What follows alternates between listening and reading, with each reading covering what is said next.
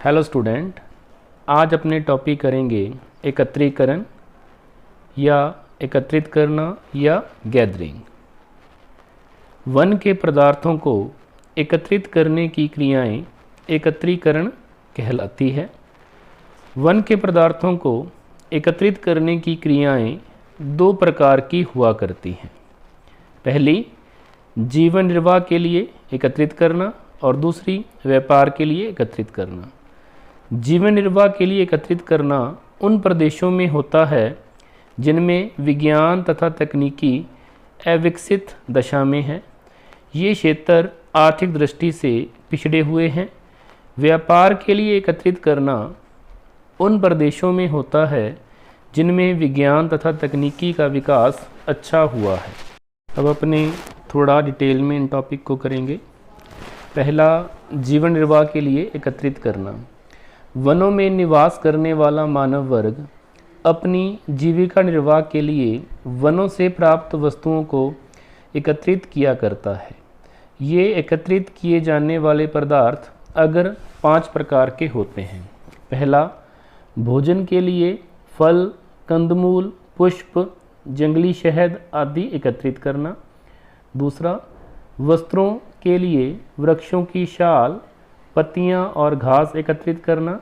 तीसरा, निवास अर्थात झोंपड़ी या घर बनाने के लिए बांस, वृक्षों की शाखाएं, पत्तियां, लकड़ी और घास फूस एकत्रित करना। और चौथा, घरेलू आवश्यकताओं के लिए जलाने को ईंधन की लकड़ी एकत्रित करना। और पांचवा, घाव इत्यादि पर लगाने के लिए, शारीरिक चोट पर बांधने के लिए और रोगों की चिकित्सा करने के लिए जंगल की औषधियों तथा जड़ी बूटियों को एकत्रित करना।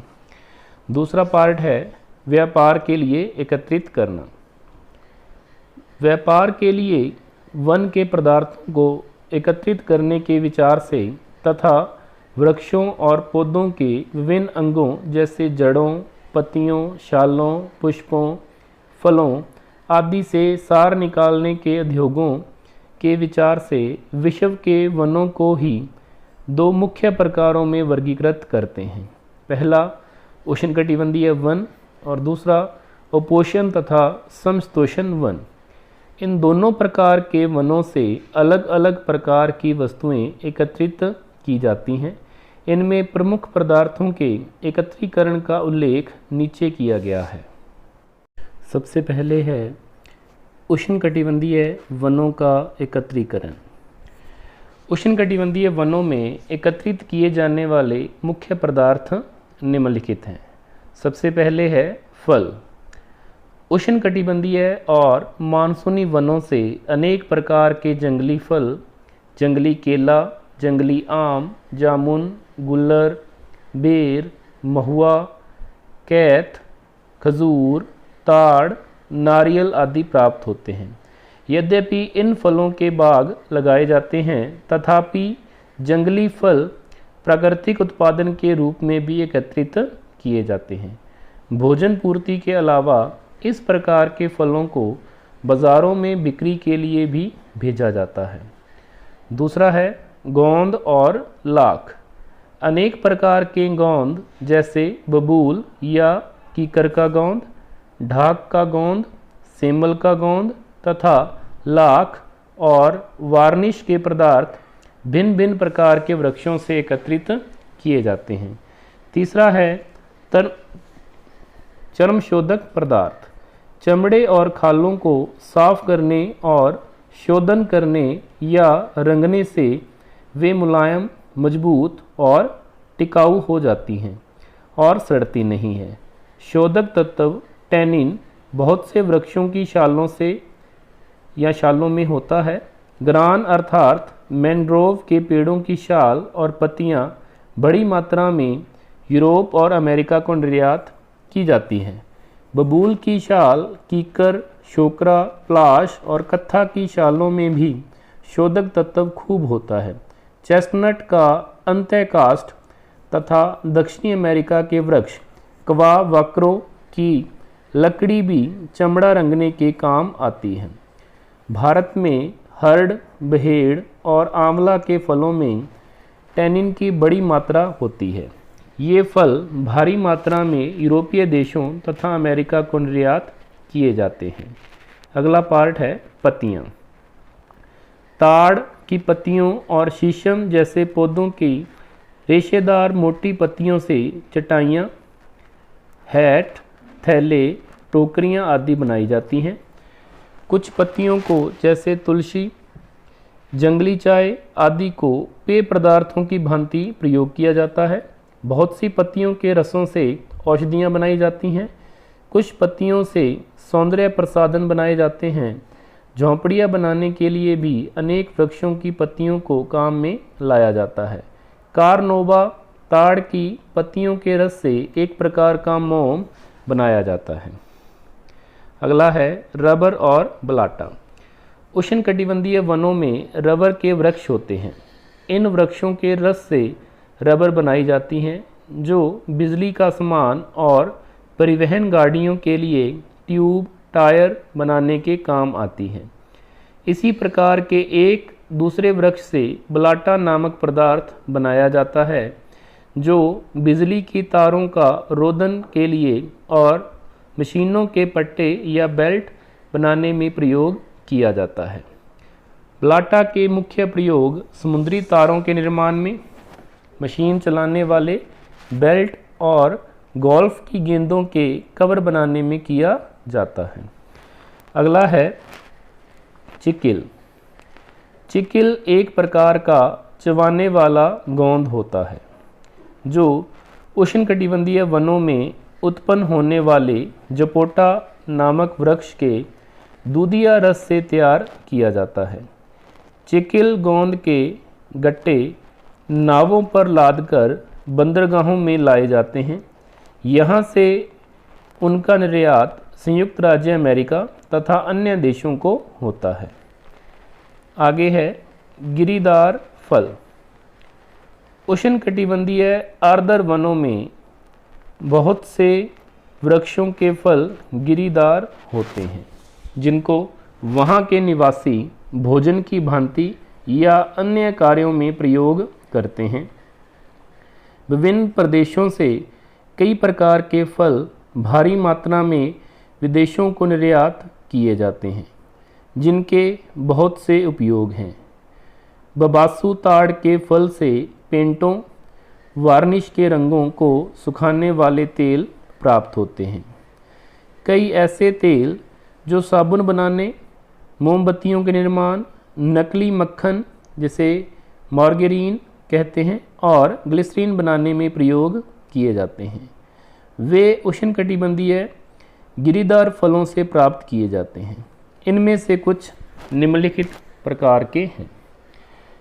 तो पहला है इसमें नारियल का तेल संसार के सभी देशों में खाने के लिए तथा उत्तम प्रकार के साबुन बनाने में काम लिया जाता है। नारियल के फलों का एकत्रीकरण दक्षिणी पूर्वी एशिया के इंडोनेशिया, मलेशिया, फिलीपींस के द्वीपों तथा वियतनाम, म्यांमार, थाईलैंड व कंबोडिया देशों में मुख्य रूप से किया जाता है। वर्तमान में इन देशों तथा भारत के केरल, कर्नाटक, तमिलनाडु तथा आंध्र प्रदेश में नारियल का उत्पादन व्यापारिक दृष्टि से किया जाता है तथा व्यापक क्षेत्र पर नारियल के बाग लगाए गए हैं। दूसरा पॉइंट है इसमें तेल उत्पादन के लिए दूसरा प्रमुख एकत्रीकरण ताड़ तेल या जिसे अपने पाम ऑयल कह देते हैं का है। पाम ऑयल का उपयोग भी खाने के लिए, घी बनाने तथा उद्योगों में किया जाता है। पाम ऑयल उत्पादन के लिए भी अब बड़े बड़े बाग लगाए गए हैं, परंतु आदिवासी पिछड़े लोग अभी भी वनों से इसका एकत्रीकरण करके मंडियों में बेचते हैं। संसार में पाम ऑयल उत्पादन के दो प्रमुख क्षेत्र हैं। पहला अफ्रीकी महाद्वीप के उष्ण आर्द्र वन प्रदेश, यहाँ नाइजीरिया, घाना, कांगो, जायरे, सेनेगल, जाम्बिया तथा आइवरी कोस्ट प्रमुख देश हैं। और दूसरा क्षेत्र दक्षिणी पूर्वी एशिया में है, यहाँ इंडोनेशिया, मलेशिया, फिलीपींस, वियतनाम तथा थाईलैंड प्रमुख देश हैं। मलेशिया पाम ऑयल के प्रमुख निर्यातक देशों में है। अगला पॉइंट है औषधियाँ। वनों से विभिन्न प्रकार की जड़ी बूटियाँ मिलती हैं जिनसे औषधियाँ बनाई जाती हैं, जैसे सिनकोना से कुनेन बनाई जाती है। बांस के वृक्षों से बंसलोचन एकत्रित किया जाता है।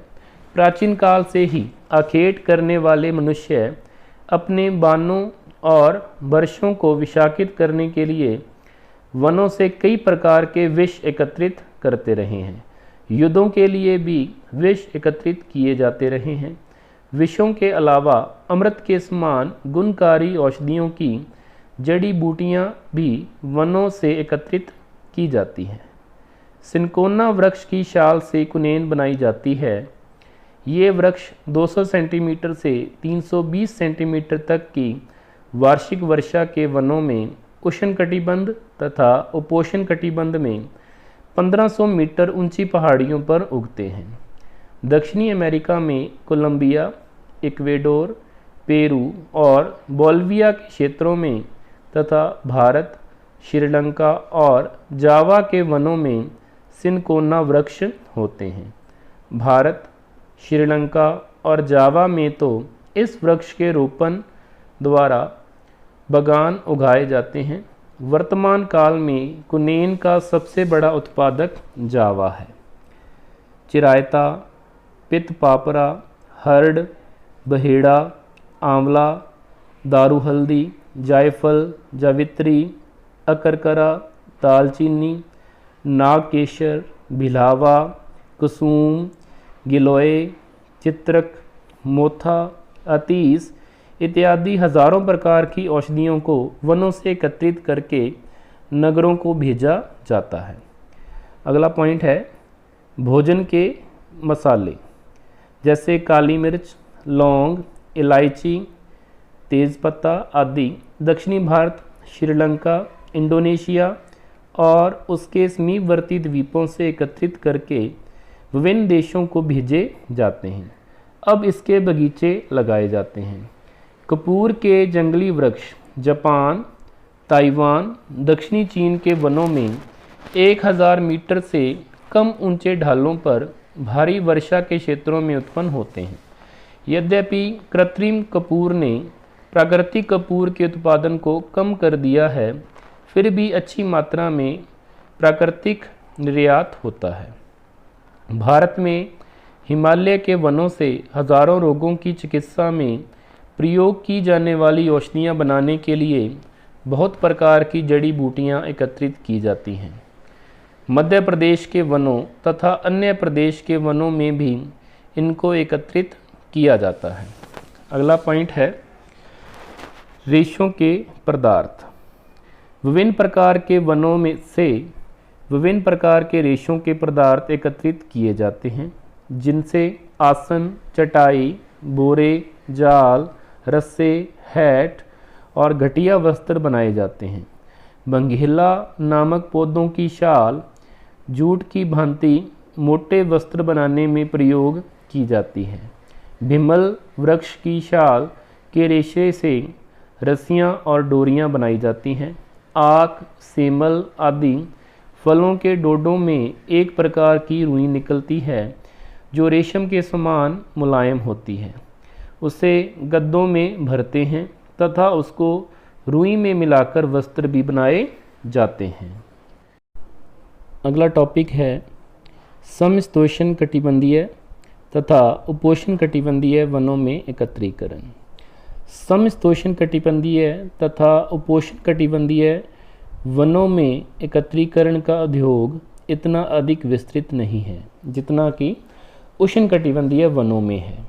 समशीतोष्ण कटिबंधीय वनों से एकत्रित किए जाने वाले पदार्थों में अग्रलिखित मुख्य हैं।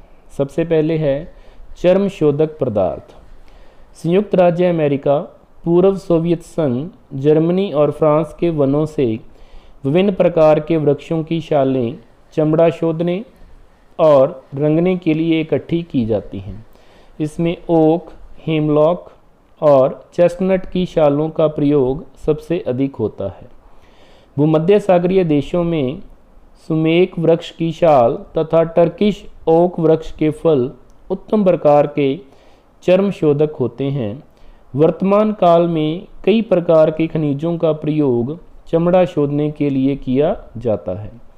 फिर भी वनों से प्राप्त पदार्थ महत्वपूर्ण होते हैं। दक्षिणी अमेरिका में अर्जेंटीना और पैराग्वे के वनों में चाको वृक्ष से क्वेवराको नामक चर्म शोधक पदार्थ निकाला जाता है। क्वेवराको की लकड़ी में हेमलॉक की अपेक्षा दुगना टैनिन होता है। अर्जेंटीना और पैराग्वे से क्वेवराको का सार या जिसे अपने एक्सट्रैक्ट कह देते हैं तथा लट्ठे संयुक्त राज्य अमेरिका और यूरोपीय देशों को निर्यात किए जाते हैं। दूसरा है रेजिन और तारपीन। चीड़ या पाइन के वृक्षों से रेजिन और तारपीन एकत्रित किए जाते हैं। वृक्षों के तनों में जगह जगह कटान बना दिए जाते हैं। उनसे निकला हुआ रेजिन नामक द्रव्य एकत्रित कर लिया जाता है। इस रेजिन को गर्म करके उसमें से तारपीन का तेल निकाल लिया जाता है तथा शेष भाग बेरोज़ा कहलाता है। इन पदार्थों को पीपों में बंद करके संयुक्त राज्य अमेरिका और यूरोप के नगरों को भेज दिया जाता है। यहाँ इनसे अनेक प्रकार के पेंट, वार्निश तथा रासायनिक पदार्थ बनाए जाते हैं, जिनका प्रयोग बहुत सी औषधियों के निर्माण में, कीटनाशक पदार्थों, धुआं रहित बारूद और सेलुलोइड बनाने में किया जाता है। बेरोज़ा का प्रयोग कागज़ और कागज़ का गत्ता बनाने में किया जाता है। इससे वार्निश, इनामिल पेंट्स, रासायनिक पदार्थ, औषधियाँ, साबुन आदि भी बनाए जाते हैं। ऐसे वनों से डामर, राल और लकड़ी भी प्राप्त होती है।